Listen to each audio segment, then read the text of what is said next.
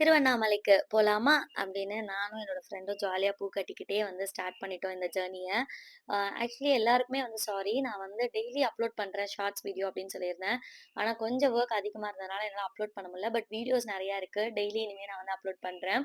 அ திருவண்ணாமலை அப்படின்னு சொல்லணும்னா, நான் குட்டி வயசுல போனது தான் ஞாபகம் இருக்கு. அது கிரிவலம். அ அப்புறம் என் ஃப்ரெண்டு கூட போனேன். அப்ப கூட நாங்க சாமி மட்டும் பார்த்துட்டு வந்துட்டோம். கிரிவலம்லாம் போகல. ஆனா இந்த ட்ரிப்ல கிரிவலம் போறோம் அப்படின்னு சொன்னோனே எனக்கு கொஞ்சம் வியப்பாவும் இருந்துச்சு, ஒரு ஆர்வமாவும் இருந்துச்சு. சரின்னு சொல்லிட்டு நான் சொல்லிட்டேன். ஆனா அதுக்கப்புறம் நான் என்னைக்கு சரின்னு சொன்னேனோ, அன்னையிலருந்து கோயிலுக்கு போய் ரீச் ஆகுற வரைக்குமே, நான் யோசிச்சது என்னன்னா, நான் நடந்துருவேனா? அவ்ளோ தூரம் நடப்பனா? அப்படின்னு தான் என் கூட இருக்கவங்க எல்லாரையும் கேட்டுக்கிட்டே இருந்தேன்.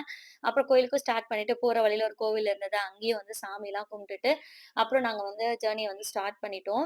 அ மோஸ்ட் ஆஃப் த டேஸ் பார்த்தீங்கன்னா, இந்த மாரியான அன்பிளான்டான விஷயம்லாம் நெறைய நடக்கும் என்னோட லைஃப்ல. திடீர் திடீர்னு எங்கேயாவது போவோம். ஆனா எத பிளான் பண்றோமோ, அத மட்டும் கடைசி வரைக்கும் பண்ண மாட்டோம். அப்படிதான் ஒரு கேர்ல்ஸ் ட்ரிப் பிளான் பண்ணி இன்ன வரைக்கும் போகாம இருக்கோம். ஆனா திடீர்னு பிளான் பண்றதெல்லாம் டக்குன்னு போயிடுவோம். அந்த மாரி நெறைய தடவ வெளிலலாம் போயிருக்கோம். ஸோ அப்படி ஒரு திடீர் பிளான்ல தான் இந்த திருவண்ணாமலை கிரிவலமும், ஜாலியா பக்கமா போயிட்டு டீ, காஃபி, ஸ்நாக்ஸ்லாம் சாப்ட்டுட்டு, அதுக்கப்புறம் அங்கேயே கோயிலுக்கு போயாச்சு. அப்புறம் என்னங்க, எல்லாரும் நல்லா இருக்கணும், நானும் நல்லா இருக்கணும் அப்படின்னு சொல்லிட்டு கிரிவலம் ஸ்டார்ட் பண்ணிட்டேன். கிரிவலம் எப்படி போச்சு அப்படிங்கிறத அடுத்தடுத்து அப்லோட் பண்றேன். மறக்காம வாட்ச் பண்ணுங்க. பை.